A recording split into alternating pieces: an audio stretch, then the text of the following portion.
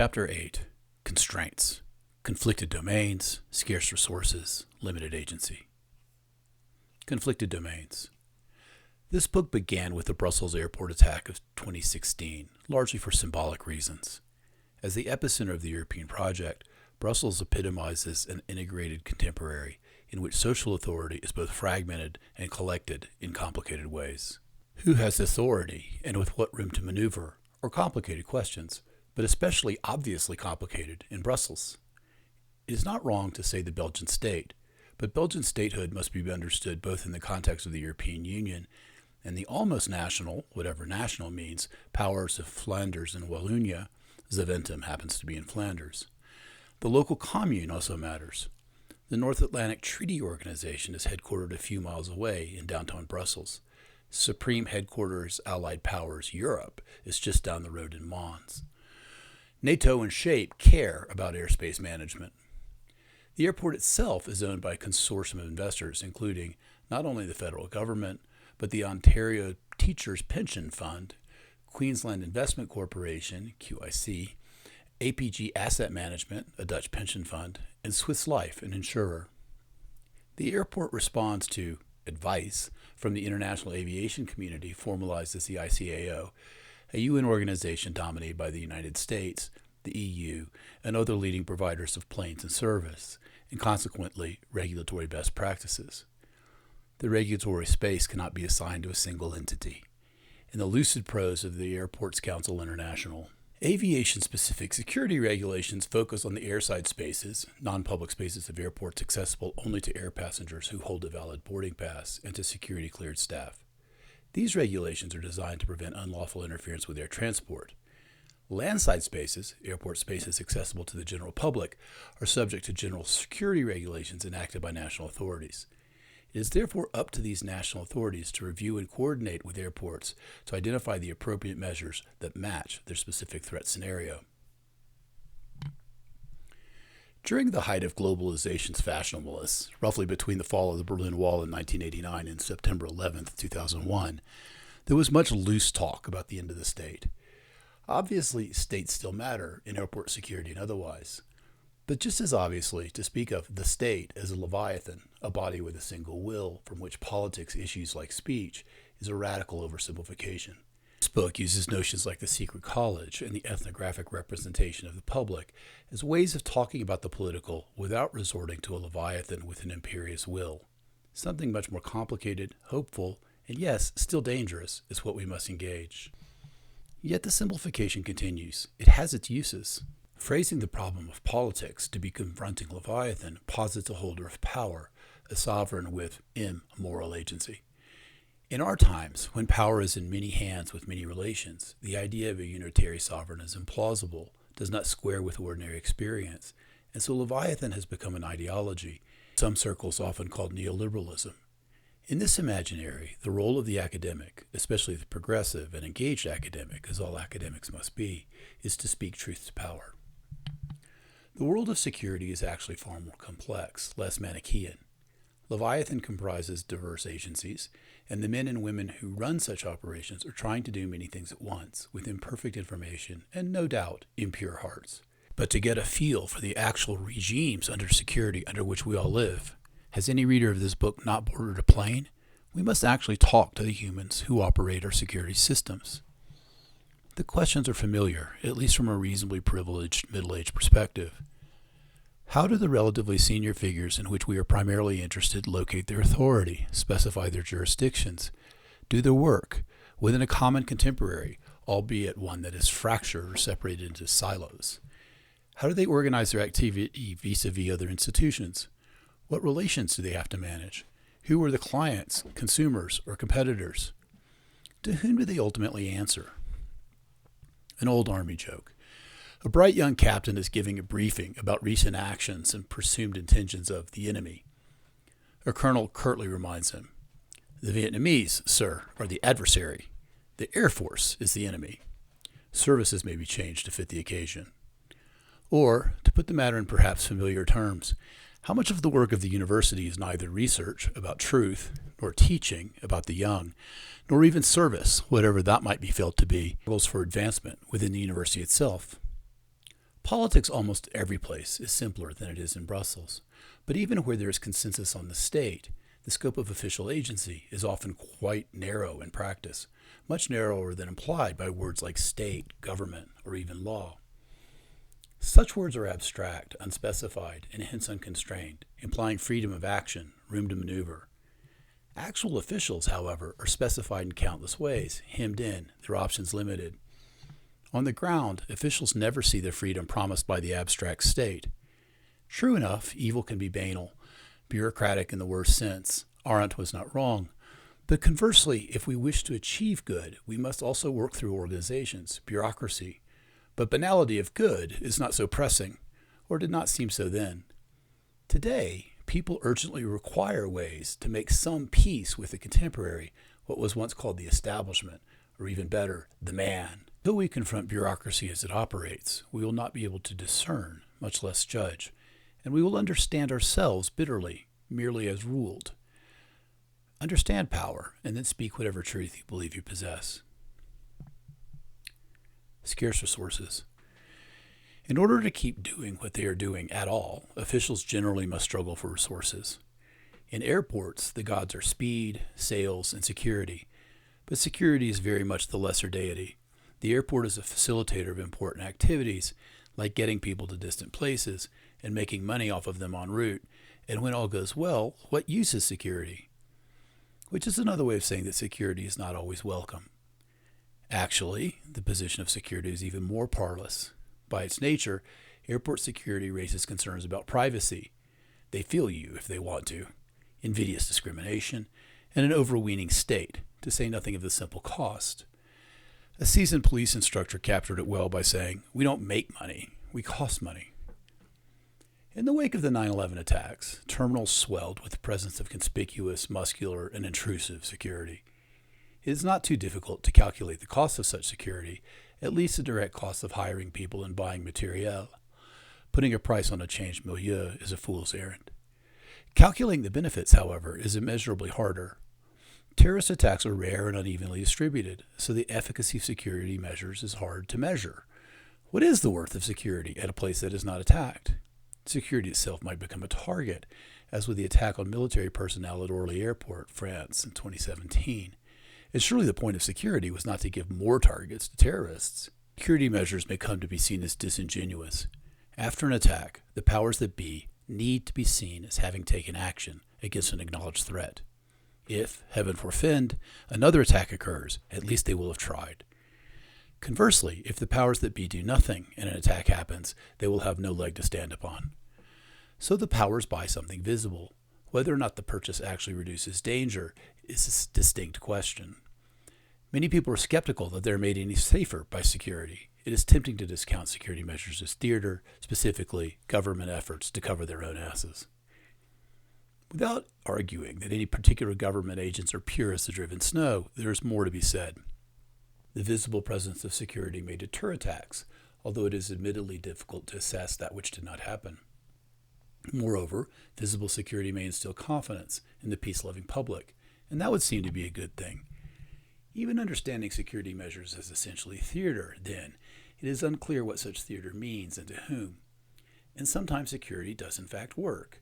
People with the intent to kill are stopped before they do so, and killers are neutralized before the body count escalates. Stepping from security as theater and actual attacks into the mundane world of everyday security operations against threats that can be named but rarely appear, the unpleasant cues and questionable military-style policing are both part of the peculiar calculative reasoning in counterterrorism. There's always too much security, but when things go wrong, there's never enough. It is only when things go wrong and the system contains the danger that a security system proves its worth.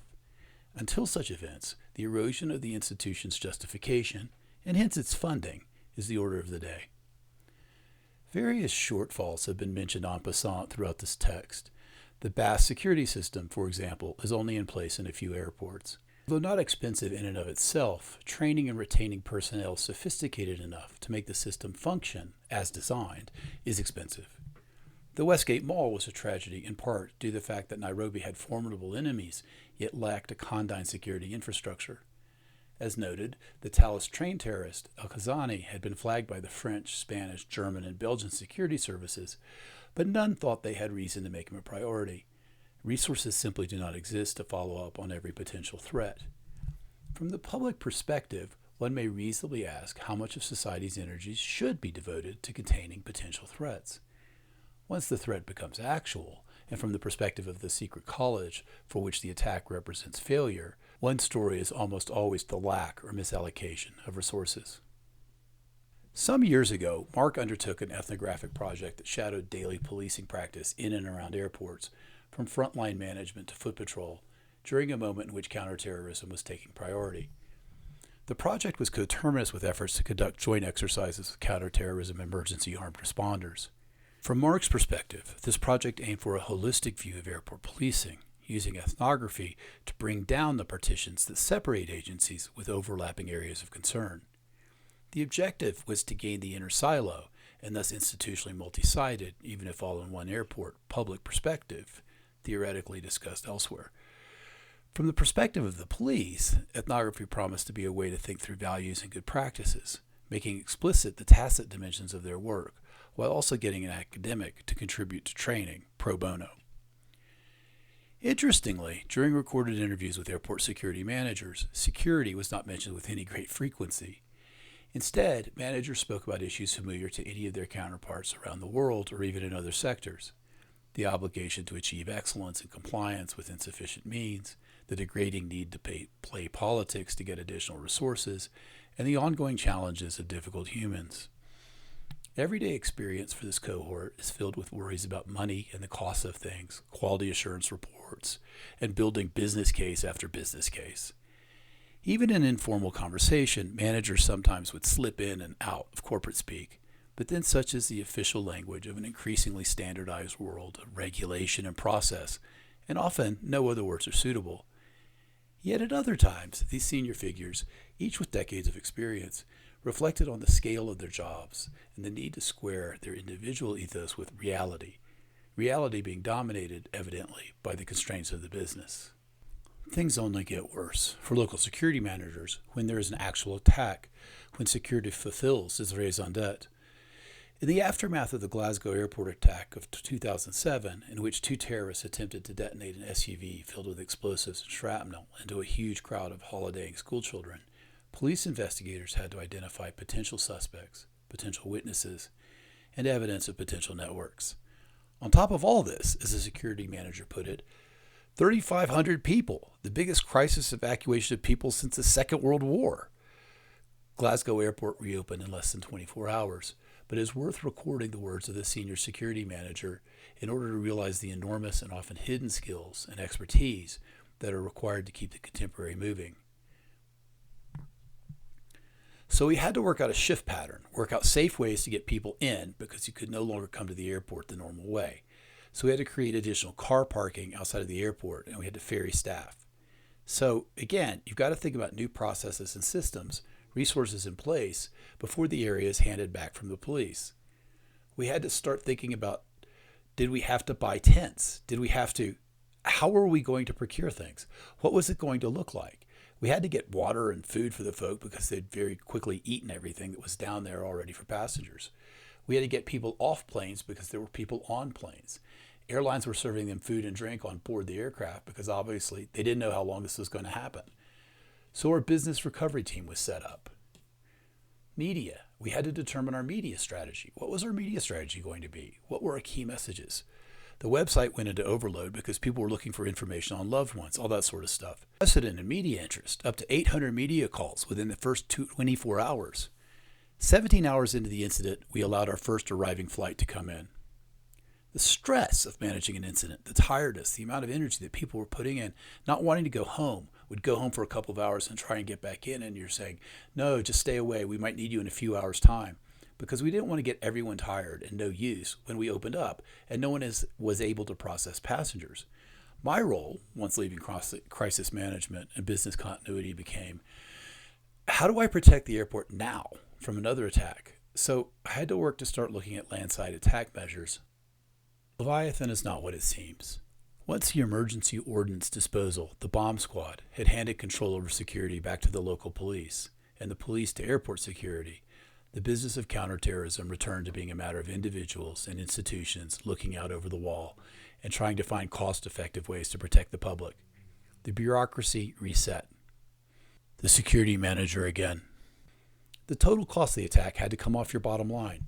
Nobody comes along and says to you, "Oh, you've had an attack here, have the money." We had to fund that attack. We had to fund everything that happened on the days after. We had to fund the new bollards. So all of that came from Glasgow Airport. Limited agency.